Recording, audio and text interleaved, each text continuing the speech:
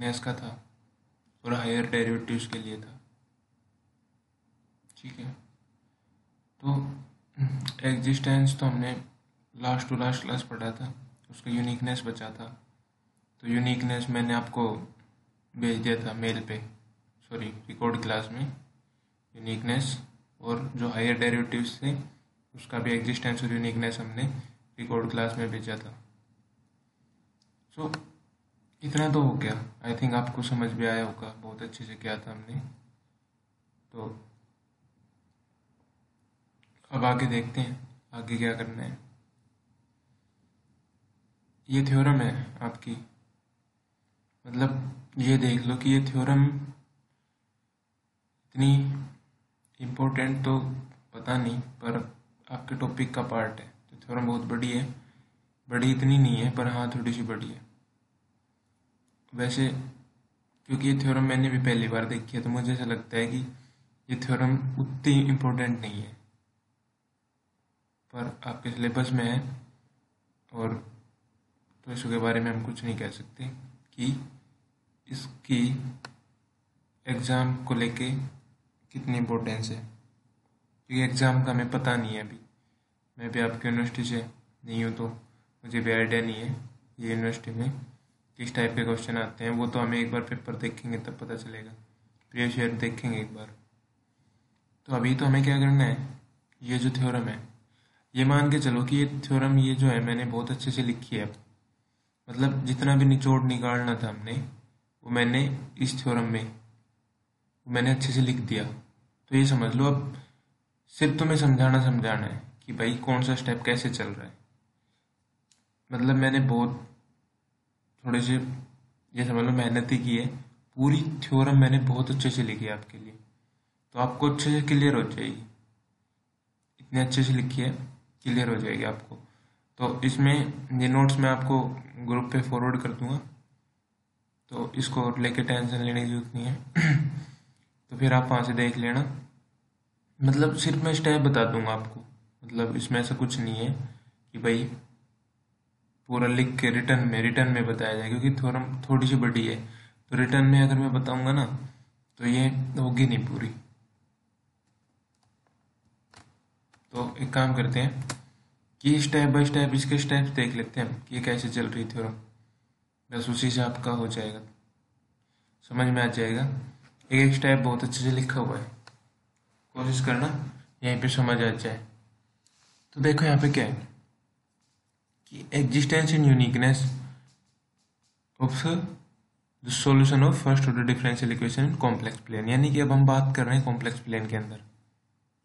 ठीक है, तो ये जो डिफरेंशियल इक्वेशन है आपकी वो किस टाइप की है, consider the differential equation of type D W by D Z equals to F of Z W with initial condition at Z not W हमारा क्या होगा, W equals to W not at Z equals to Z not. So this is the initial condition. सो यहाँ पे अब तो main बात है जो थोड़ी सी कंस्ट्रक्शंस है ये मान लो, क्योंकि ये दो पॉइंट है, पॉइंट फर्स्ट और सेकंड, ये हमारी ये समझ लो हमारी इतनी इंपॉर्टेंट कंस्ट्रक्शन है कि इसके बिना प्रूफ नहीं हो पाएगा, प्रूफ नहीं चलेगा। तो पहले ये देखते हैं कि ये क्या है। ठीक है, तो इसमें क्या है कि ये आपका फंक्शन है एफ ऑफ जेड डब्ल्यू, ये गिवन स्टेटमेंट है, समझ लो कि भाई आपको फंक्शन एनालिटिक गिवन होगा, the function F Z W is analytic function when Z and W lies in the circle and this means कि ये जो सी है ये दो टाइप के, ये समझ लो आपकी दो टाइप्स की बाउंड्रीज को डिनोट कर रहा है। ये जेड के लिए है और ये डब्ल्यू के लिए। तो ये Z minus Z note equals to ए और ये W minus W naught equals to be. तो इसको हमें सी से, हमने इसको सी से डिनोट किया और इसको ये जो मान लो ये जो नोटेशन आपको नजर आ रही है इससे हमने इसको डिनोट किया है। ये सिर्फ नोटेशन है तो इसमें कंफ्यूज मत होना। तो ये दोनों प्लेन्स के लिए हमने अलग अलग नोटेशन लिए। ठीक है, जेड के लिए ये अलग ली है और डब्ल्यू के लिए अलग ली है, सिर्फ इतना ही है। अभी तक क्लियर हुआ है क्या, the given function F of Z W is analytic function when Z and W lies in this, Z corresponding to this and W in this. ठीक है, रेस्पेक्टिवली प्लेन्स है। सो इतना क्लियर हो गया हमें कि डिफरेंशियल इक्वेशन इस टाइप की होगी और फंक्शन एनालिटिक होएगा। ओके, आगे देखते हैं। The function F of Z W is continuous on circumference of circle this. तो अभी देखो, ये मतलब बाउंडेड है आपका रीजन, जो रीजन अभी किया था ये सी है, और सी के साथ जो दूसरी नोटेशन है, यानी जो दो प्लेन गिवन है आपको, तो हमें क्या पता चल रहा है कि ये भाई रीजन तो हमारा बाउंडेड है और फंक्शन कंटिन्यूअस है। एंटी का मतलब कंटिन्यूअस तो होगा ही, तो भाई कंटिन्यूअस है फंक्शन हमारा और रीजन बाउंडेड है हमारा, तो क्या एक तो ये फंक्शन हमारा क्या होना चाहिए, फंक्शन भी बाउंडेड होएगा क्लोज रीजन के अंदर, तो ये फंक्शन शुड भी बाउंडेड। तो आप यहाँ पे देखेंगे तो हमने मतलब ये चीज़ है जी, ये जो नॉर्मल कंस्ट्रक्शन जो हम बार बार करते हैं, जैसे आप यहाँ पे देख भी रहे होंगे, यहाँ पे लिखा भी हुआ है एफ ऑफ जेड डब्ल्यू लेस देन इक्वल टू, आगे जाके हम ये बात बताएंगे कि ये फंक्शन हमारा बाउंडेड होएगा। ये जो नॉर्मल कंस्ट्रक्शन है जो हर किसी में हम बोलते हैं कि फंक्शन शुड बी बाउंडेड, तो फंक्शन बाउंडेड होना चाहिए। तो इतना क्लियर हुआ। ओके, यहाँ पे देखो जो सॉल्यूशन होएगा, there exist a unique solution, एक तो एग्जिस्ट करेगा और दूसरा यूनिक होएगा सॉल्यूशन, वो भी किस इंटरवल में, z minus z not equal to h। ठीक है, इसमें हमारा क्या होएगा, यूनिक सॉल्यूशन। तो यहाँ तक स्टेटमेंट थे आपकी। स्टेटमेंट तो क्या है कि ये चीज़ें आपको ये समझ लो, हर क्वेश्चन में आपको a क्या है, z क्या है, w तो मतलब आपका कॉम्प्लेक्स प्लेन्स है, तो यहाँ पे ये चीज़ आपको बताई जाएगी, सारी की सारी गिवन होगी, फंक्शन कहाँ पे एनालिटिक है, किस रीजन के अंदर, और आपको h ये सॉल्यूशन, ये इसके अंदर एक यूनिक सॉल्यूशन एग्जिस्ट करेगा, there exist a unique solution in this z minus z not equal to h। So question का प्रूफ शुरू करते हैं एक बारी। क्या है, तो क्या है कि यहाँ पे जेड नोट और डब्ल्यू नोट ये तो इनिशियल कंडीशन है, लेकिन जब हम प्रूफ करेंगे तो ये प्रूफ हम किसके लिए करेंगे, जेड नोट और डब्ल्यू नोट दोनों को जीरो मान के चलेंगे। जब हम इसका प्रूफ करेंगे तो जेड नोट और डब्ल्यू नोट दोनों को जीरो मान के चलेंगे। ये पूरे प्रूफ में हमें यही करना है। We shall prove the theorem by taking z note and डब्ल्यू नोट इक्वल्स टू जीरो। ये आपको नजर भी आ रहा है यहाँ पे, ये जो हमें प्रूव करना है कि जेड नोट और डब्ल्यू नोट दोनों को जीरो मान के चलना है। पूरे प्रूफ में यही चलना है, बस दोनों must be zero. So let us right z for z minus z naught and w for w minus w naught, then z naught w naught will be 0. So we shall prove that the theorem z naught or w naught, z naught और w naught दोनों zero, इसके लिए हम z naught w naught को zero मान के prove करेंगे। सो देखना है यहाँ पे एक बारी, f of z analytic function है in the circle c and the second curve this. Z naught हमारा जीरो हो गया, डब्ल्यू नोट हमारा जीरो हो गया, तो ये क्या बचा, जेड इक्वल्स टू ए और डब्ल्यू इक्वल्स टू बी बचा। तो एफ ऑफ जेड एक कंटिन्यूस फंक्शन है इस कर्व के अंदर, गिवन रीजन के अंदर, ये हमारा रीजन है, इसमें हमारा एफ ऑफ जेड डब्ल्यू जो फंक्शन है वो कंटिन्यूस फंक्शन है। ठीक है, तो भाई हमारा by condition first and second, तो function F of Z W is continuous in this reason in and so the function F of Z W will be bounded in this reason. ठीक है, यहाँ पे आपका इस रीजन के अंदर, यानी कि mod z less than equal to और डब्ल्यू less than equal to b. ठीक है, तो ये रीजन है हमारा इसके अंदर, तो यहाँ पे हमारा जो है फंक्शन वो हमारा क्या है, कंटिन्यूअस। तो कंटिन्यूअस है, रीजन बाउंडेड है, तो फंक्शन की वैल्यू भी शुड बी बाउंडेड। तो फंक्शन के लिए यहाँ पे हमें क्या मिलना चाहिए, कैम मिलना चाहिए इस गिवन रीजन के अंदर। ठीक है, इतना क्लियर हो गया। ये ओके, फंक्शन हमारा बाउंडेड है, तो ये तो सेम वो है, सेम प्रॉपर्टी जो हम हर अभी तक जितने भी क्वेश्चन प्रूफ हमने किए हैं, तो एवरी प्रूफ में हम ये चीज़ बताते हैं कि फंक्शन को बाउंडेड हम दिखाते ही हैं। तो अभी तक तो कुछ नया नहीं आया है, तो यहाँ पे देखते हैं। देखो मतलब जो इसकी वो रहेगी,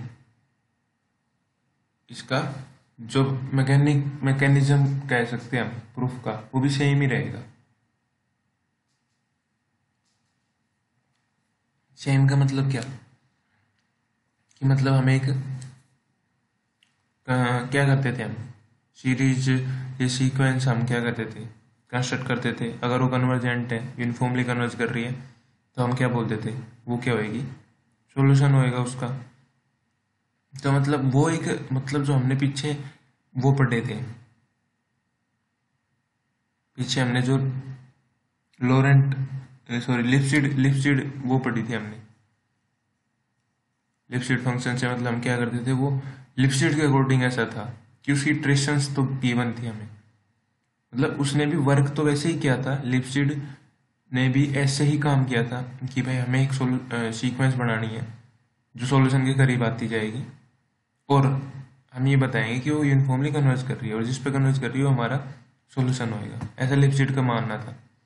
तो उसका जो मैकेनिज्म था, मैकेनिज्म सेम है, यही रहेगा। मतलब जैसे यही समझ लो, अगर हमें सीरीज मिल जाए, सीक्वेंस मिल जाए जो कन्वर्जेंट हो, यूनिफॉर्मली कन्वर्जेंट हो इस रीजन के अंदर, तो हम कोशिश करेंगे, मतलब हमें ये प्रूव करेंगे कि वो हमारा क्या हो, सॉल्यूशन हो। तो यहाँ पे देखो, आपका जो गिवन फंक्शन हो किस टाइप का है,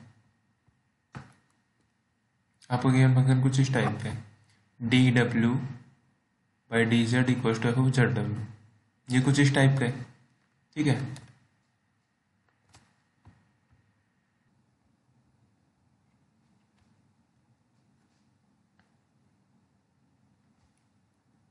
यहाँ पे एक थोड़ी सी करेक्शन हो गई, छोटी सी, मतलब मिसप्रिंट हो गया, ये Z equal to Z note है यहाँ पे, और ये W equal to W nought है, इसको थोड़ा ध्यान रखना। जब प्रूफ शुरू होते हैं ना, let us write Z Z equal to Z note and W W equal to W nought. Initial condition जो हमने माननी है उसमें जेड को जेड नोट रखा है, डब्ल्यू को डब्ल्यू नोट रखा है, और उसके बाद हमने इसको जेड नोट और डब्ल्यू नोट को जीरो रख दिया। मीन्स हम जो प्रूफ कर रहे हो जेड नोट और डब्ल्यू नोट को दोनों को जीरो मान के कर रहे हैं। तो ये थोड़ा ध्यान रखना, ये इक्वल मतलब माइनस नहीं, यहाँ पे इक्वल का साइन है। ओके, ये थोड़ी सी हो ही गई है मिस्टेक, एक बार दे नोटिस करना, ठीक है, बता दिए, एक बार इसको कर लेना बाई मैक्लैरिन सीरीज एक्सपेंशन। तो एक बात देखो, यहाँ पे हम यहाँ पे थे,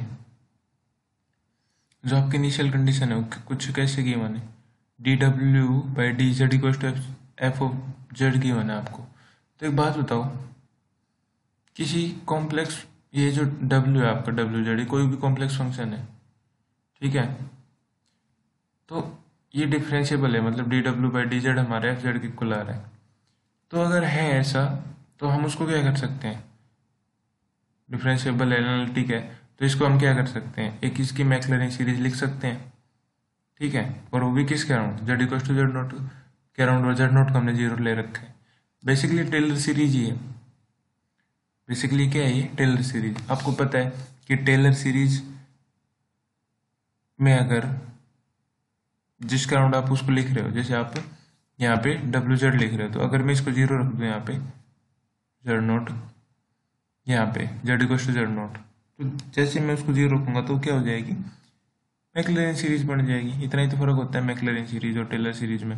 तो इनडायरेक्टली ये कह सकते हो आप, Z equal to Z note है तो ये टेलर सीरीज, बस यहाँ पे Z equal to Z naught वो भी जीरो है, जेड नोट हमारा क्या है, जीरो। तो ये हमारी एक, मैंने इसका टेलर एक्सपेंशन बोल सकते हो at Z equal to zero, या फिर इसका मैक्लैरिन सीरीज एक्सपेंशन बोल सकते हो, इसका डब्ल्यू जेड का एनालिटिक फंक्शन लिख सकते हैं हम इसको, ठीक है।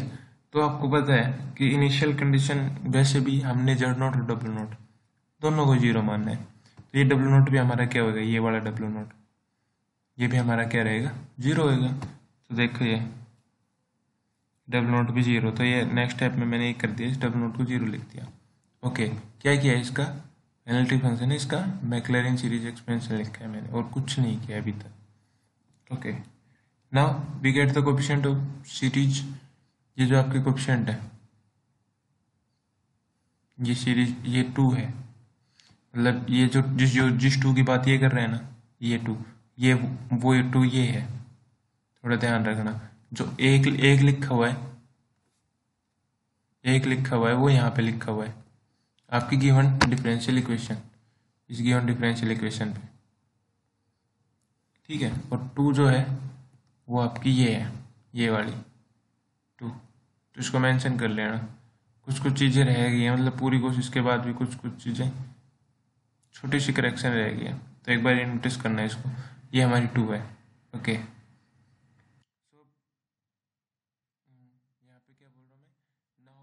We get the coefficient of series two, ये जो कोफिशिएंट है इसके वो कैसे हैं, सक्सेसिव डिफ्रेंशिएशन है, एक बार डिफ्रेंशिएशन, यहाँ पे दो बार डिफ्रेंशिएशन, यहाँ पे ऐसे ही चलता जा रहा है डिफ्रेंशिएशन। तो इसके जो कोफिशिएंट मिल रहे हैं आपको वो क्या है, सक्सेसिव डिफ्रेंशिएशन है डब्ल्यू के। ठीक है, इतना हमें पता चल गया। ओके, वो ये कह रहा है कि ये जो सीरीज है, ये जो सीरीज है, अगर ये कन्वर्जेंट हो जाएगी, अगर ये कन्वर्जेंट हो जाए तो इसको हम रिड्यूस कर सकते हैं as a solution of initial value problem, जो आपकी इनिशियल वैल्यू प्रॉब्लम है। तो ये जो सीरीज है आपकी, ये इसको कन्वर्जेंट दिखाना है। कैसे कन्वर्जेंट हो सकती है, यहाँ पे क्या करना है, हमें कुछ नहीं करना, आपको एनालिटिक फंक्शन मतलब D W by D Z equal to F Z given है। तो यहाँ पे आपको ये करना है, एफ जेड एनालिटिक फंक्शन उसका क्या कर सकते हैं हम, टेलर एक्सपेंशन कर सकते हैं। और Z equal to Z naught पे, अगर जेड नोट हमारा जीरो है तो उसको मैक्लैरिन एक्सपेंशन में बोल सकते हैं हम। तो उसका एक्सपेंशन लिखा है मैंने। तो वहाँ पे जो कोफिशिएंट मिले मुझे, ये सारे कोफिशिएंट, ये सक्सेसिव डिफरेंशिएशन है। क्या है ये, सक्सेसिव डिफरेंशिएशन। ओके, तो सक्सेसिव डिफरेंशिएशन मिला आपको। उसके बाद ये कह रहा है कि ये जो सीरीज मिली आपको, बस पूरे की पूरी थ्योरम में हमें कुछ नहीं करना है, बस इसको कन्वर्जेंट बताना है। इस ये जो सीरीज डब्ल्यू जेड मिला है, इसको हमें क्या बताना है, कन्वर्जेंट। तो अगर ये कन्वर्जेंट हो जाए, सो यहाँ पे क्या होएगा, if the series 2 is convergent, then it reduce into the solution of initial value problem, we see that this। देखो, अगर ये कन्वर्जेंट होगी हमारी, तो ये हमारी इनिशियल वैल्यू प्रॉब्लम का सोल्यूशन हो जाएगी। सो देखो, तो जो भी जहाँ पे भी कन्वर्ज कर रही है आपका इनिशियल वैल्यू प्रॉब्लम का सोल्यूशन हो जाएगा। तो वही बात है, यहाँ पे भी एक सीरीज है ये वाली, इसको क्या बोल रहे हो, कन्वर्जेंट दिखाना है। ठीक है, तो वो रिड्यूस हो जाएगा आपके इसके सॉल्यूशन के। तो मतलब इसका भी वही मैकेनिज्म है। ठीक है, तो बेसिक स्टेप इसका वही है, बट यहाँ पे लिपस्टिड का कोई लेना देना नहीं है। तो लिपस्टिड जो कंडीशन थी वो यहाँ पे नहीं है। बाकी जो पहले प्रूफ हमने किए थे लिपस्टिड कंडीशन का यूज करते हुए किए थे, ये प्रूफ है ना एकदम से सेपरेट है, एकदम से अलग। वैसे आपको कुछ चीज़ें यहाँ पे हो सकता है याद भी रखनी पड़ जाए, बट हर स्टेप तो मैं आपको समझा दूंगा, बता दूंगा, शायद ऐसी कोई चीज़ नहीं बचेगी। बट फिर भी क्योंकि प्रूफ में होते हैं तो थोड़ी बहुत कंस्ट्रक्शंस भी करनी पड़ती है, कुछ चीज़ें डिफाइंड भी करनी पड़ती है, तो वो थोड़ा सा देख लेना। बट अगर कुछ आएगा ऐसा तो मैं पहले आपको बता दूंगा ये चीज़ है जो आपने डिफाइंड किया, कंस्ट्रक्ट किया। ठीक है, वैसे ये हो जाएगा, अभी तो सही चल रहा है। तो ये जो सीरीज बनी है इसको कन्वर्जेंट बताना है, और ये हमारी रिड्यूस हो जाएगा इसके सॉल्यूशन की, solution of given differential equation. तो एक बात देखो यहाँ पे, D W by D Z क्या था आपको, F of Z W given था, यही आपकी डिफरेंशियल इक्वेशन थी। जेड जेड जेड जीरो और डब्ल्यू जीरो, ये दोनों ही है हमारी कंडीशन में। तो Z nought to W nought, ये क्या हो जाएगा, दोनों जीरो है, तो ये एफ जीरो जीरो हो जाएगा ये। तो सेकंड डेरिवेटिव आप करते हो इसका डब्ल्यू का, तो इसको आप कैसे लिख सकते हो second derivative, D by D Z D W by D Z. इसको कैसे लिख सकते हो, at Z equal to zero पे। तो यहाँ पे देखो आप, Z equal to zero means दोनों ही जीरो है यहाँ पे, जेड नोट और डब्ल्यू नोट। तो ये D W by D Z किसके इक्वल था, गिवन डिफरेंशियल इक्वेशन के अकॉर्डिंग ये किसके इक्वल था, एफ ऑफ जेड डब्ल्यू की। सो यहाँ पे ये एफ ऑफ जेड डब्ल्यू के इक्वल है, तो इसका डिफरेंशिएशन करो आप। मीन्स ये तो पार्शियल डेरिवेटिव मतलब भाई ये तो आपने एडवांस कैलकुलस में या फिर पढ़ाई होगा कि इसका डिफरेंशिएशन किस टाइप से हो जाएगा, पार्शियल डेरिवेटिव ऑफ एफ, अगर जेड के रेस्पेक्ट करोगे तो जेड के रेस्पेक्ट, अदरवाइज अगर डब्ल्यू के रेस्पेक्ट करोगे तो डब्ल्यू को जेड के रेस्पेक्ट डिफरेंशिएट करना पड़ेगा। ध्यान रखना है ये रूल होता है। तो यहाँ पे एक जगह तो पार्शियल डेरिवेटिव आता है, दूसरी जगह टोटल डेरिवेटिव आता है। ठीक है, तो ये तो जैसे इसका सेकंड डेरिवेटिव निकालना है हमने, एंड सो ऑन, ऐसे करके मीन्स जो सक्सेसिव डेरिवेटिव्स हैं ये सारे सक्सेसिव डेरिवेटिव हम निकाल सकते हैं। डेरिवेटिव तो करना है बस, तो इसको सक्सेसिव डेरिवेटिव बोलेंगे, एक बार डेरिवेटिव, दो बार डेरिवेटिव, आगे 3 टाइम्स 4 टाइम्स ऐसे डेरिवेटिव्स होता जा रहा है। सो ये सक्सेसिव डेरिवेटिव्स हैं। तो हम ऐसे करके तो सारे डेरिवेटिव्स क्या कर सकते हैं, निकाल सकते हैं। तो ये कह रहे हैं and so on, so all the coefficient of equation 2 can be obtain and it will the solution of first. So ये कह रहा है it is convergent, if it is convergent तो ये जो क्या कह रहा है कोफिशिएंट आएंगे आपके, ये क्या है, ये सॉल्यूशन होएगा। और क्या अगर ये कन्वर्जेंट है तो एक बात देखो यहाँ पे, हमें ये पता है कि एक एनालिटिक फंक्शन जो होता है उसको हमें एक्सप्रेस कर सकते हैं in the form of power series. ये रिमार्क करके डाला हुआ है, ये आपका प्रूफ का हिस्सा नहीं है, बस आपको याद रखना है कि एक एनालिटिक फंक्शन होता है उसको हम एक्सप्रेस कर सकते हैं in the form of power series. तो ये प्रूफ का हिस्सा नहीं है, ये जस्ट हमें याद दिलाने के लिए डाला है यहाँ पे remark. So now we shall prove that the power series 2 is uniformly convergent for sufficient small value of z। देखो यहाँ पे उसने इसकी पावर सीरीज क्यों बनाई है, भाई हमने मैक्लैरिन या टेलर सीरीज बना ली, तो उसने पावर सीरीज क्यों बनाई है, उसका कुछ रीजन है। क्योंकि यहाँ पे सारे कोफिशिएंट हम नहीं बता सकते, इसमें सारे कोफिशिएंट, ठीक है। लेकिन इसका इस यहाँ पे देखो यहाँ से क्या फायदा होएगा हमें, एक एनालिटिक फंक्शन है तो उसको हम पावर सीरीज में लिख सकते हैं। We shall prove that the power series तो uniformly convergent for sufficiently small value of z। तो पहले देखो पावर सीरीज कैसे लिखी जाएगी, एट z, आपको पता है ना यहाँ पे z नोट और w नोट दोनों किस पे है, 0 पे, यानी पावर सीरीज भी हमें किसके अराउंड लिखनी है, 0 के अराउंड। तो आपको पता है कि टू वेरिएबल के लिए जो पावर सीरीज लिखी जाती है वो ऐसे लिखी जाती है। तो ये जनरल एक्सपेंशन है, मतलब पावर सीरीज की फॉर्म है, टाइप है टू वेरिएबल के लिए। तो ये तो आपको याद रखनी है, ठीक है ना। 2 वेरिएबल के लिए पावर सीरीज ऐसे लिखी जाती है, यहाँ पे आता है z माइनस z नोट की पावर p और यहाँ पे w माइनस w नोट की पावर q। लेकिन ये z नोट और w नोट दोनों ही 0 है, तो ये क्या हो गया समेशन p क्या हो, दोनों 0 से इन्फिनिटी, और ये ए पी क्यू, z की पावर p और w की पावर q। ये हमारा क्या है, ये है 2 वेरिएबल में पावर सीरीज। वहाँ पे ये जो ए पी क्यू होता है, ये जो ए पी क्यू यानी ये जो कोफिशिएंट होता है, कोफिशिएंट क्या होता है, कोफिशिएंट को हम ऐसे लिखते हैं यहाँ पे पावर सीरीज में, इसमें 1/p factorial q factorial derivative partial derivative की power p plus q f del z by del w q. अभी आप ये मत सोचना कि पहले तो इसने मैक्लैरिन एक्सपेंशन लिखा फिर पावर सीरीज पे क्यों आ गया, उसने लिखा है तो कोई ना कोई रीजन होएगा, आगे पता चल जाएगा। तो अभी टेंशन मत लो, थोड़ा आगे चलते हैं। सो यहाँ पे ये इसके कोफिशिएंट हमें पता चल गए, ठीक है। तो यहाँ पे ये है ना, उसने अलग फंक्शन डिफाइन किया है।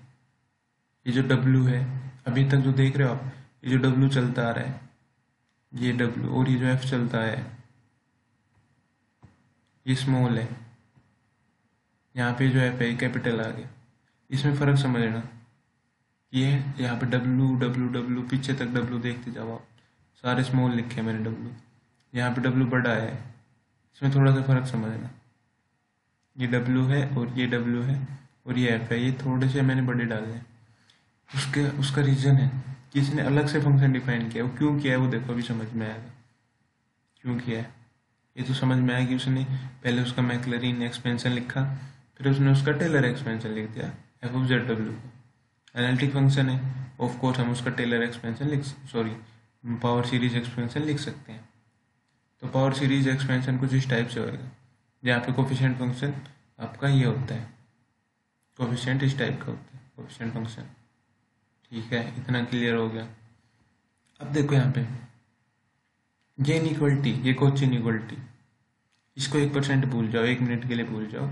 ये जो फंक्शन है इसने क्यों डिफाइन किया है वो हम अभी बताएंगे, बट आपको ध्यान रखना ये जो फंडा है, ये डेरिवेटिव की power p plus Q, differentiation की पावर p और डिफरेंशिएशन की पावर q, लिंच del p plus Q by F del Z P del W Q.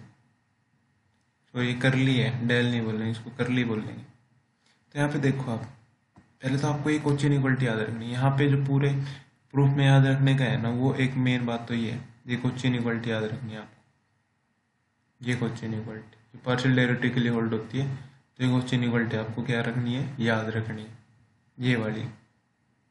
तो अभी तक पूरे प्रूफ के अंदर अगर कोई चीज़ ऐसी है जो आपको याद रखनी है वो है ये, ठीक है। क्या करली पी प्लस क्यू एफ, यहाँ पे करली जेड पी है, करली डब्ल्यू क्यू है, less than equal to P factorial है, ये क्यू फैक्टोरियल है, ये क्या है ए की पावर पी और डब्ल्यू की पावर यहाँ पे सॉरी बी की पावर क्यू, ठीक है, और ये एम है। सो यहाँ पे ये को हमारा क्या है, कोची इनइक्वालिटी है, ठीक है। इसको तो आपको थोड़ा सा याद रखना पड़ेगा, कोची इनइक्वालिटी है ये। तो एक चीज़ आगे याद रखने की। अब आगे देखो आप, ये जो है ए पी क्यू को हम ऐसे लिख सकते हैं ए। यहाँ पे इस चीज़ को थोड़ा सा समझाना पड़ेगा कि अगर आपको ये समझ नहीं आ रहा तो ये हम बताते हैं कि कोई दिक्कत नहीं है।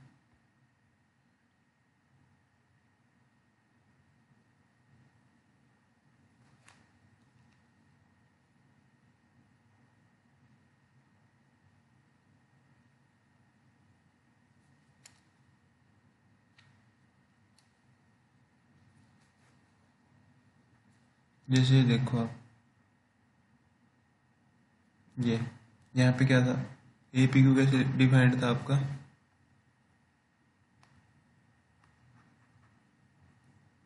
क्या हो गया, पेन क्यों नहीं चल रहा, एक सेकेंड, अभी व्हाइट बोर्ड आया ही नहीं है।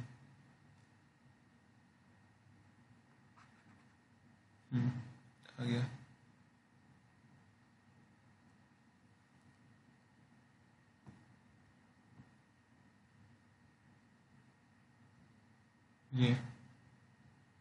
ये बात मैं आपको बताता हूँ, एक सेकेंड।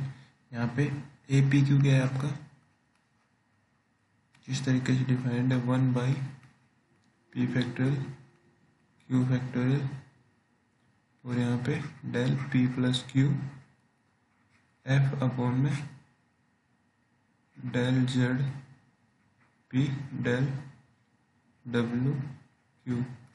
यार मैं बार बार डेल बोल रहा हूँ, कर लिया है, इसको थोड़ा सा ध्यान रखना है। जेड जीरो डब्ल्यू जीरो ये हमारा। और हमें अभी क्या पढ़ा कि कोची इनइक्वालिटी होती है कुछ इस टाइप की,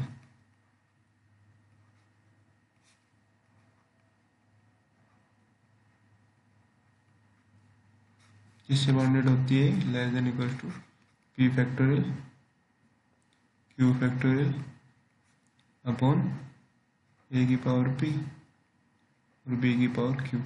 इसको याद रखने का ये तो समझ लो, ये तो आपको याद रखना पड़ेगा, ये less than equal to P factorial Q factorial. यहाँ पे समझ लो, अगर ये बाउंड्री डिनोट करें तो बाउंड्री की मैक्सिमम वैल्यू क्या है ए, और ये डब्ल्यू की मैक्सिमम वैल्यू क्या है बी। यहाँ पे ये ऐसे है ना, Z less than equal to N W less than equal to B. आप ऐसे थोड़ा सा याद रख सकते हो, बाकी ये तो पूरा याद रखना पड़ेगा। और फंक्शन की मैक्सिमम वैल्यू क्या है इस फंक्शन की, वो है। तो ये चीज़ आपको याद रखनी पड़ेगी। अब यहाँ पे इसकी मैक्सिमम वैल्यू क्या है आपकी, ये, तो आप इसकी वैल्यू यहाँ पे पुटअप कर सकते हो। तो यहाँ पे इसकी मैक्सिमम वैल्यू पुट करोगे तो ये क्या हो जाएगी, इनइक्वालिटी लेस देन इक्वल लगेगी। तो यहाँ पे 1 by P factorial Q factorial और यहाँ पे क्या है, इसकी मैक्सिमम वैल्यू इसकी, वो यहाँ से उठानी है। तो उठाना एक बारी, ये क्या है, P factorial Q factorial into M और अपॉन में ए की पावर पी और बी की पावर क्यू, ऐसा ही है ऐसे। तो पी फैक्टोरियल क्यू फैक्टोरियल गया तो यहाँ पे क्या बचा, ए और p Q less than equal to M upon में ए की पावर पी और बी की पावर क्यू, यानी ऐसे ए और p Q less than equal to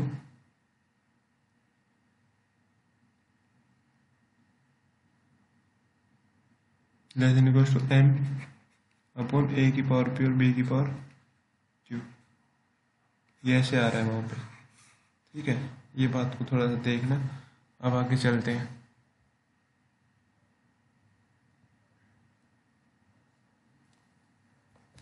okay, इतना तो हो गया यहाँ तक कि a of p Q less than equals to M ए की पावर पी और बी की पावर क्यू, फिर function is bounded by M. ये एम कहाँ से आए भी याद रखना, लिखा है मैंने, मेंशन किया है, ठीक है। ओके,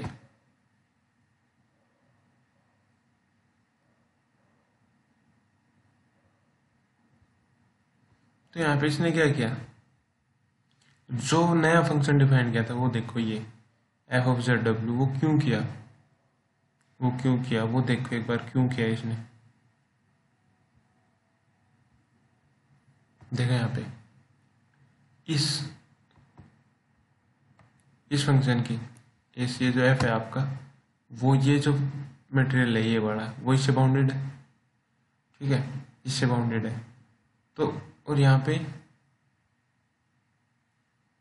पे ये देखो ए ऑफ पी क्यू वो इससे बाउंडेड है, ए ऑफ पी क्यू इससे बाउंडेड है, और ये जो आपका ये एफ ऑफ जेड डब्ल्यू वो ये आया है ए ऑफ पी क्यू, और ए ऑफ पी क्यू किससे बाउंडेड है, इससे बाउंडेड है एम बाई ए की पावर पी बी की पावर पी, ठीक है। और ये जेड पी डब्ल्यू क्यू तो है ही खैर। तो यहाँ पे हमें ऐसा कोई फंक्शन डिफाइन करना है, जैसे हमें ये तो पता चल गया ये जो स्मॉल एफ है ये इससे बाउंडेड है, इस टर्म से बाउंडेड है। तो हमें कुछ ऐसा फंक्शन डिफाइन करना है जिसकी वैल्यू ये जो इसका ऊपर यानी कि इसके मैक्सिमम वैल्यू है वो ही हो। तो देखो अगर आपने ऐसा कोई फंक्शन डिफाइन कर लिया जो इसकी अब मैक्सिमम वैल्यू को ले रहा है, मतलब वो इसके इक्वल है, समझ पा रहे हो आप। हमने क्या किया, एक ऐसा फंक्शन मानना है, मतलब एक ऐसा बड़ा कैपिटल एफ हमने क्या किया, ऐसे फंक्शन एफ मान लिया जो इसकी मैक्सिमम वैल्यू उठा ले, ये जो एफ है इसकी मैक्सिमम वैल्यू। तो अगर ये एफ की मैक्सिमम वैल्यू उठा ले उसको एक फंक्शन मान ले, फिर ये जो एफ है यही आपका कन्वर्स कर जाए, समझ रहे हो। एफ का मतलब D W by D Z, यानी कि अगर ये आपका कन्वर्स कर गया ये वाला सिस्टम, तो इसका इससे छोटे वाला तो करेगा ही। तो हमने क्या किया, ये जो कैपिटल एफ वाला फंक्शन डिफाइन किया है, ये वाला ये जो फंक्शन हमने डिफाइन किया है उसका यही रिलीजन है, क्योंकि उसने इसको देखो क्या किया यहाँ पे, इसने जो एफ डिफाइन किया वो लेस देन इक्वल की बजाय सीधा इक्वल पे चला गया, मीन्स कि हमने उसकी जो मैक्सिमम वैल्यू वाला सिस्टम था ये वाला, ये एफ हमारा क्या था, summation of A P Q और जेड की पी और क्यू डब्ल्यू की क्यू, और ए की मैक्सिमम वैल्यू क्या है हमारे पास, एम बाई ए की पी और बी की क्यू। तो यहाँ पे ए पी की मैक्सिमम वैल्यू डालो आप, क्या डालनी है, एम बाई ए की पी और बी की क्यू। तो ये जो फंक्शन है वो इससे छोटा हो जाएगा, एम बाई ए की पी और बी की क्यू, मतलब कुछ इस टाइप का, इस टाइप का देखो एक बार, मतलब जो आपका एफ है एफ ऑफ जेड डब्ल्यू वो कैसे बनाया था आपने, समेशन ऑफ ए की पी क्यू जेड की पी और डब्ल्यू की क्यू, और ये जो पी एंड क्यू है वो कहाँ से 0 से इन्फिनिटी है। तो यहाँ पे ए पी की मैक्सिमम वैल्यू यहाँ पे थी एम बाई ए की पावर पे बी की क्यू, तो ये लेस देन हो गई summation of M by A की पावर पी और बी की पावर क्यू, जेड की पावर पी और डब्ल्यू की power Q, P and Q from 0 से इन्फिनिटी। तो ये हो गया ये। तो हम क्या करते हैं, हमें एफ ऑफ जेड है वो इससे बाउंडेड है, यानी इससे छोटा भी हो सकता है। तो हम क्या करेंगे, ऐसा फंक्शन डिफाइन कर ले जो यही हो, ठीक है। और अगर यही कन्वर्ज कर गया तो सीधी सी बात है इसको भी कन्वर्ज होना पड़ेगा, समझ रहे हो। मतलब अगर हम कन्वर्जेंट की बात कर रहे हैं तो ये कोई सीरीज बन गई इस टाइप की, तो अगर यही हमें कन्वर्जेंट मिल जाए कैसे ना कैसे, तो इसको हम एक फंक्शन का नाम दे देते हैं। तो इसको हमने कैपिटल एफ नाम दे दिया, इसको क्या, कैपिटल एफ, ये स्मॉल एफ था तो हमने इसको capital F of Z W नाम दे दिया, ठीक है, capital F of Z W. तो इससे क्या होगा, इससे क्या होएगा आपका, देखो एक बारी,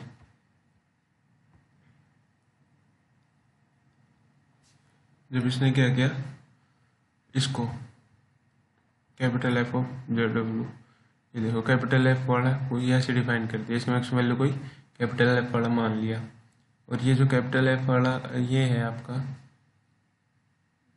यहाँ पे आप देखो ए पी क्यू है, यहाँ पे ए पी क्यू, ठीक है। ये तब यहाँ पे क्या था, A P Q less than M ए की पावर पी और बी की पावर क्यू, तो यहाँ पे क्या होएगा, ए पी से छोटा था। यहाँ पे एक सेकेंड, यहाँ पे हमें क्या मिला था, ये देखो यहाँ पे क्या था, ये जो है, ये अगर आपको दिख रहा हो तो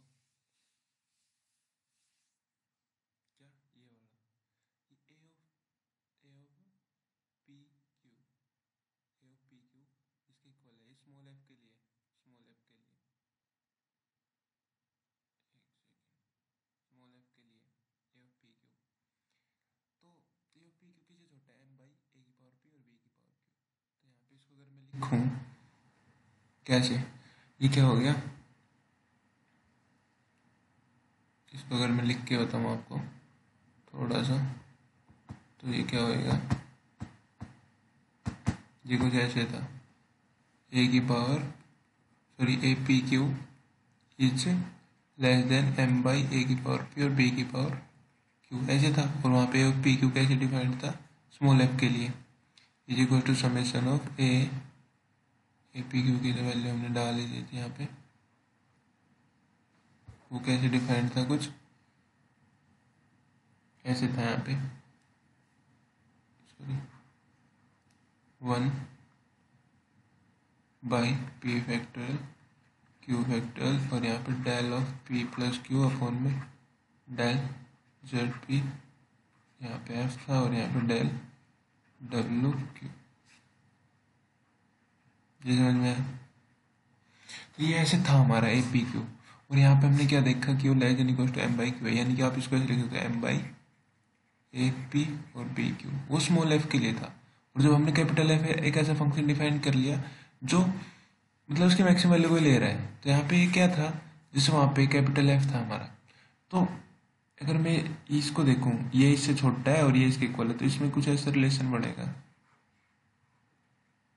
ये कुछ ऐसा बनेगा स्मॉल एफ के लिए। तो हमने जो कैपिटल एफ डिफाइन किया है वो हर मैक्सिमम वैल्यू को उठा रहा है, हर मैक्सिमम वैल्यू को मतलब कि यहाँ पे अगर मैं जैसे इसको कैपिटल एफ कर दूँ तो ये पक्का क्या हो जाएगा, ये लेस देन की इनइक्वालिटी इक्वल में आ जाएगी, ये वहाँ पे इक्वल था, समझ में, लेस देन इक्वल की इनइक्वालिटी इक्वल में आ जाएगी, क्योंकि मैं एफ वो ही ऐसा ही एफ फंक्शन उठाया मैंने जो सारे मैक्सिमम वैल्यू मतलब वो मैक्सिमम वैल्यूज उठाता जा रहा है। तो अगर ये एफ इन सारे मैक्सिमम वैल्यूज को सेटिस्फाई कर रहा है तो हमारा एफ को हम क्या दिखा देंगे कि वो कन्वर्जेंट है, उसकी कुछ रेडियस ऑफ कन्वर्जेंस उसका कुछ आ रहा है, तो पक्का स्मॉल एफ का भी कुछ ना कुछ आएगा।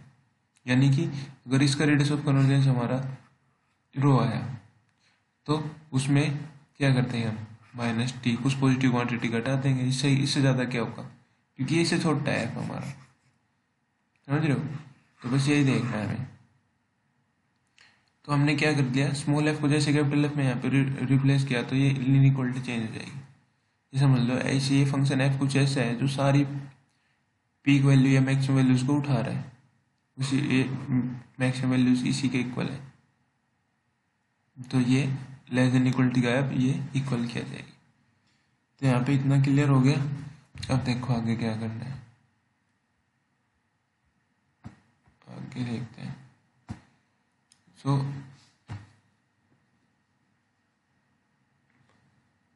यहाँ पे क्या है, ये इसीलिए इक्वलिटी आ गई, यहाँ पे इतना क्लियर हो गया, कैपिटल एफ लिखते हैं मैंने।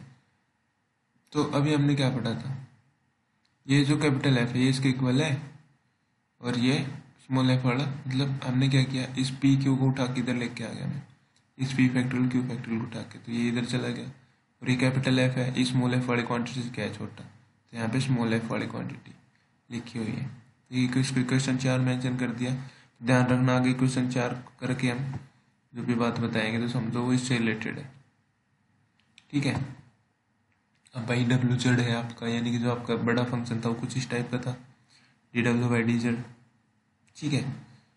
तो D W by D Z है, तो ये डब्ल्यू है, ये भी एनालिटिक है, तो इसको टेलर है इसका है ना, मैक्लैरिन एक्सपेंशन लिख सकते हैं।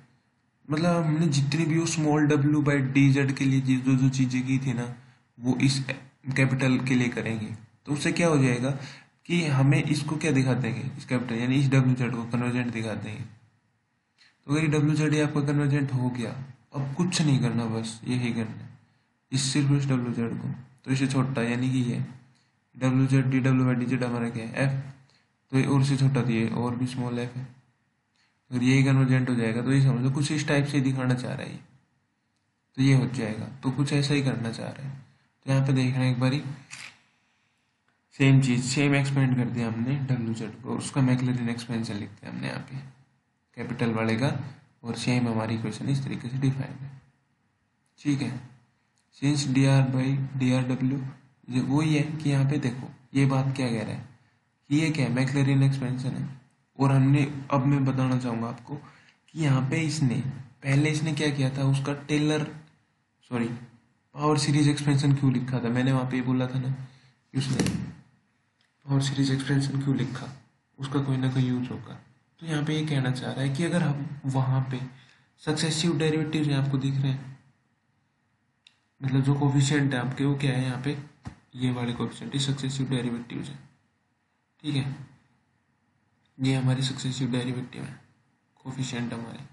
तो मैं ये कहना चाह रहा हूँ कि ये डब्ल्यू जेड का हमारा क्या है मैक्लैरिन एक्सपेंशन, ठीक है, और वो हमारे एफ का क्या था टेलर सीरीज एक्सपेंशन। ठीक है, तो कहीं ना कहीं जो होता है हमारा क्या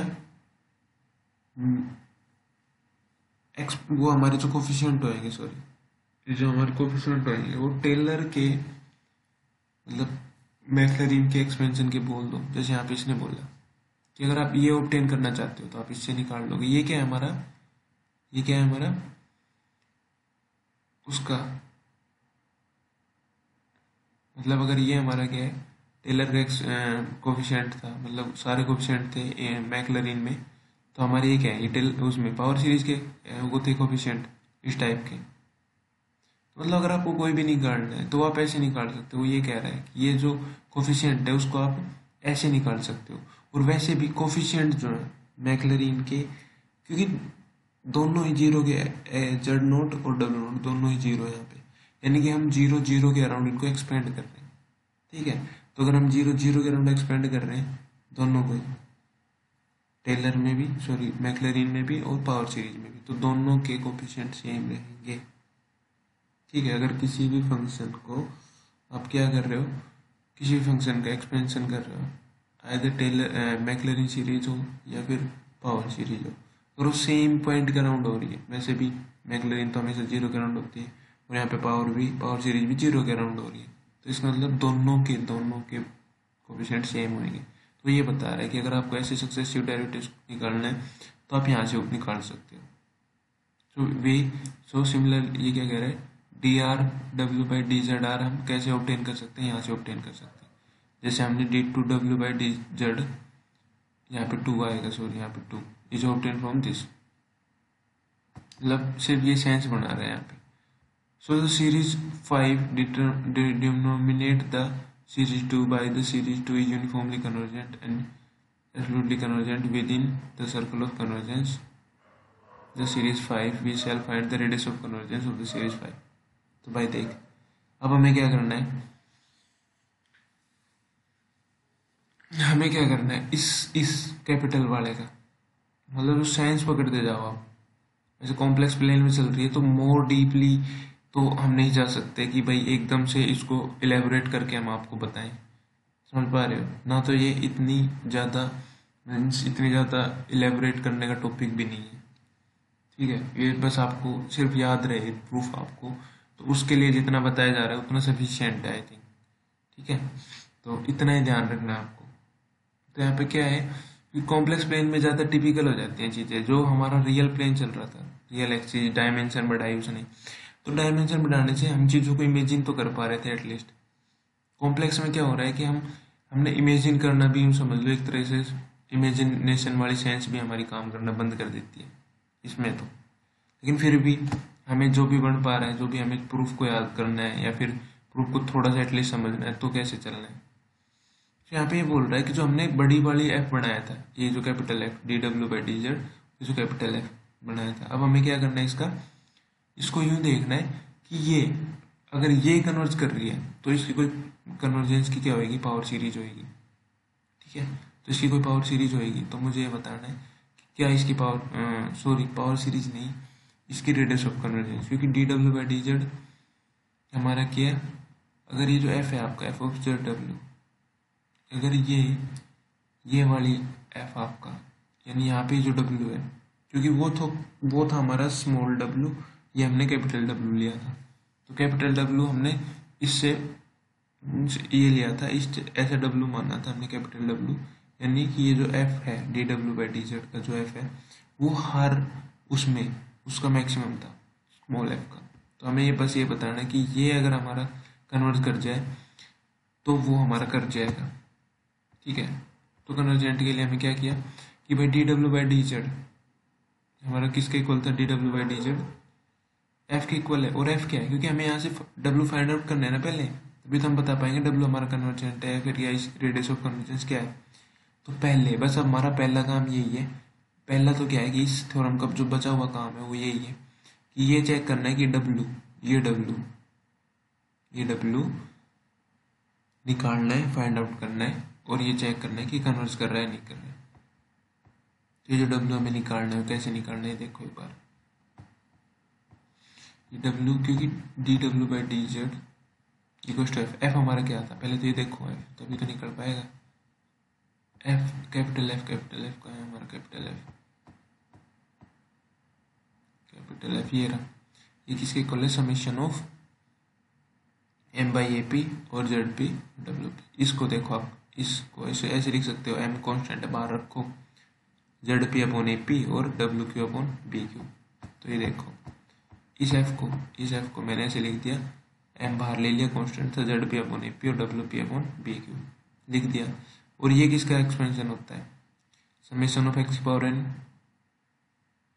वो किसका एक्सपेंशन होता है 1 माइनस एक्स की पावर माइनस 1 का। तो यहाँ पे एक्स की बजाय क्या है जेड बाई ए, और यहाँ पे एक्स की बजाय क्या है डब्ल्यू बाई बी। तो ये इसका एक्सपेंशन होता है, ये तो आपको पता ही होगा, 1 माइनस एक्स की पावर माइनस 1 का एक्सपेंशन ये होता है। तो यहाँ पे एक्स की बजाय जेड बाई ए तो जेड बाई ए लिखा है, यहाँ पे W by B W by लिखा है। तो देखो यहाँ से डब्ल्यू आपको फाइंड आउट करना है, तभी उसकी रेडियस ऑफ कन्वर्जेंस बताओगे, तभी तो बता पाओगे डब्ल्यू कन्वर्ज कर रहा है। इस डब्ल्यू से हम वो बताएंगे पीछे वाला जो डब्ल्यू था वो भी कन्वर्ज कर रहा होगा।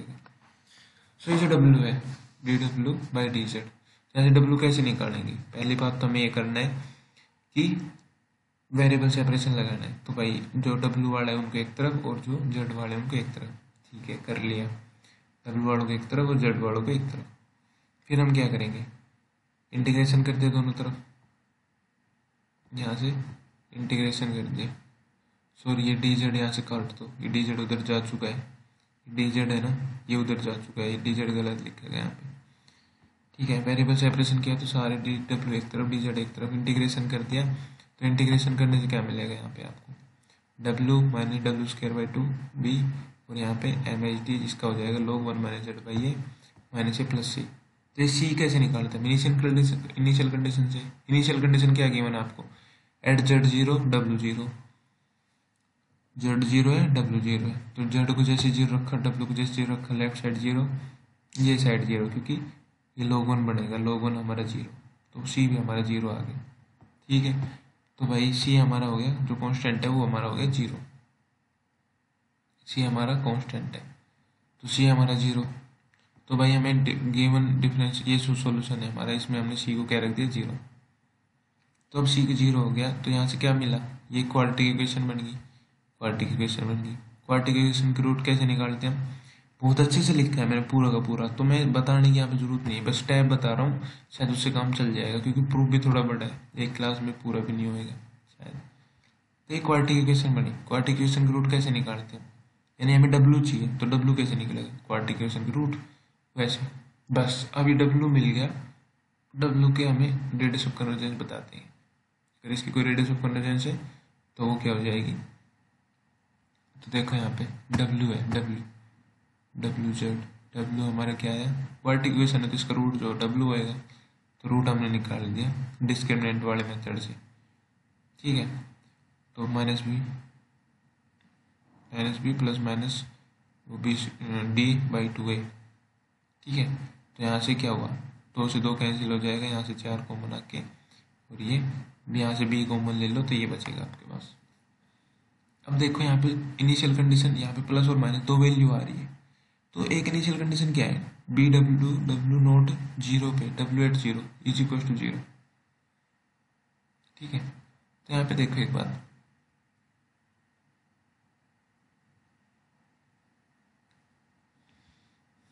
W@Z naught equal to W naught था ना, तो Z नोट 0 W नोट 0 दोनों 0 है।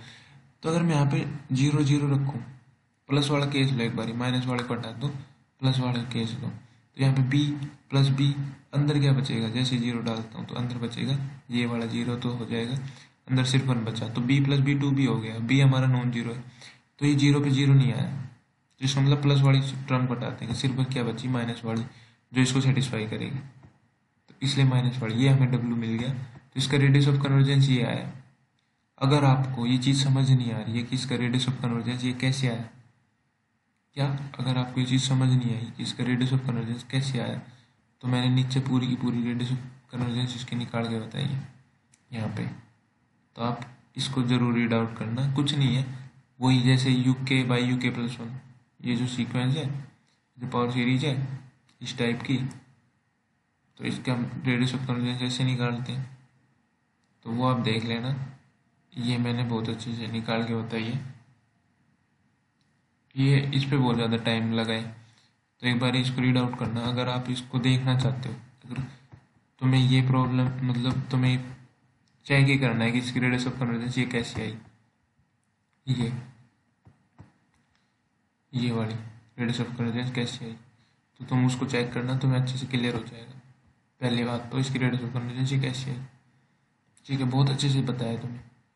फिर देखो, अगर इसकी रेडियस ऑफ कन्वर्जेंस ये है कैपिटल W वाले की, तो स्मॉल w वाले की क्या है, यानी कि जो सेकंड वाली सीरीज थी हमारी स्मॉल w, भाई ये बड़ा है, इसकी रेडियस ऑफ कन्वर्जेंस ज़्यादा है, तो उससे इसमें थोड़ा सा कम कर दो, यानी कि कोई पॉजिटिव क्वांटिटी कम कर देता हूँ रो में से, तो वो हमारी क्या हो जाएगी, रेडियस ऑफ कन्वर्जेंस ऑफ 4, उसकी कन्वर्जेंस हो जाएगी हमारी। तो वहाँ पे जो z है वो किसका, उस पर कन्वर्जेंस क्या होगा हमारा, z माइनस ये जो सॉरी स्मॉल, यहाँ पे स्मॉल डिक्रीमेंट किया है ना मैंने रेडियस ऑफ कन्वर्जेंस में, 0 minus epsilon for epsilon greater than 0। So we can conclude, भाई रेडियस ऑफ कन्वर्जेंस अभी कन्वर्ज कर गया तो उसका सोल्यूशन मिल गया, हमें सिर्फ इतना ही बताना था, पूरे प्रूफ में हमें सिर्फ इतना ही करना था। अब यहाँ पे ये बोल रहा है कि सोल्यूशन तो एग्जिस्ट कर गया, मान लो उन्होंने बोल दिया कि भाई अगर कन्वर्ज कर गया तो एग्जिस्ट कर जाएगा, तो हमने कन्वर्जेंट तो बता दिया, तो एग्जिस्ट कर गया। Now we conclude that the series 2 is analytic, ये सर्कल ऑफ कन्वर्जेंस, ठीक है, हमें पता है कि एनालिटिक है। So the WZ which is given by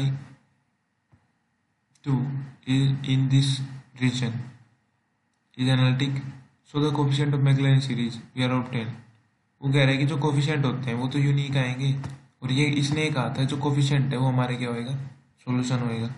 यहाँ पे आपने नोटिस किया हो तो देखो, यहाँ पे बोला गया था इसमें all the coefficient of equation 2 will be the can be obtained and it will be solution of first। सो जो कोफिशिएंट है वो, और इसने क्या बोल रहा है कि जो कोफिशिएंट आते हैं मैक्लैरिन सीरीज में, मैक्लैरिन सीरीज के अंदर जो कोफिशिएंट आते हैं वो हमेशा यूनिक आते हैं। सो इसका इनिशियल वैल्यू प्रॉब्लम का सोल्यूशन भी क्या होएगा, यूनिक होएगा। समझ में आया? तो ये बताना था तुम्हें, पहले तो एक सीरीज कंस्ट्रक्ट की, ठीक है, सीरीज इसके कोफिशिएंट को किसने सोल्यूशन बोला ये बताया, उसको कन्वर्जेंट बताना था, कन्वर्जेंट बताने के लिए W को एक बड़े कैपिटल W से रिलेट किया, फिर उसका कैपिटल W से रिलेट किया, फिर उसने ये बताया कैपिटल वाले की रेडियस ऑफ कन्वर्जेंस आ गई तो उसका थोड़ा सा कम कर लो, वो उसकी रेडियस ऑफ कन्वर्जेंस होगी, इसका मतलब वो कन्वर्ज कर रही है, ठीक है। और जो उसके कोएफिशिएंट है उसके सॉल्यूशन है, कोएफिशिएंट हमेशा यूनिक हो रहे हैं बोल रहे हैं मैक्लैरिन सीरीज में, ठीक है, कोएफिशिएंट इन मैक्लैरिन सीरीज, ठीक है, डेफिनेट और ऑब्टेन इन डेफिनेट मैनर। सो ये क्या हो जाएगा हमारा, यूनिक हो जाएगा। बहुत बड़ी थ्योरम थी, एग्जाम के पॉइंट ऑफ व्यू से पता नहीं, प्रीवियस ईयर देख के पता चलेगा, बट सिलेबस में थी तो हमने कर ली, ठीक है। आप इसका ये मैंने बहुत अच्छे से लिख दी, तो थोड़ी सी जो करेक्शन जो जहाँ जाए वो मैंने बता दी है, उस पर थोड़ा सा मार्क कर लेना और एक बार उनको चेंज कर लेना, ठीक है, ओके। बाकी कल करेंगे भाई, बहुत ज़्यादा हो गया और बहुत ज़्यादा टाइम भी लग गया। सो बाकी की चीज़ें कल करेंगे, ठीक है। इसको थोड़ा सा पढ़ लेना, बाकी इसको मैं ग्रुप में फॉरवर्ड कर दूंगा, तो वहाँ पे भी देख लेना, ठीक है। Okay okay okay.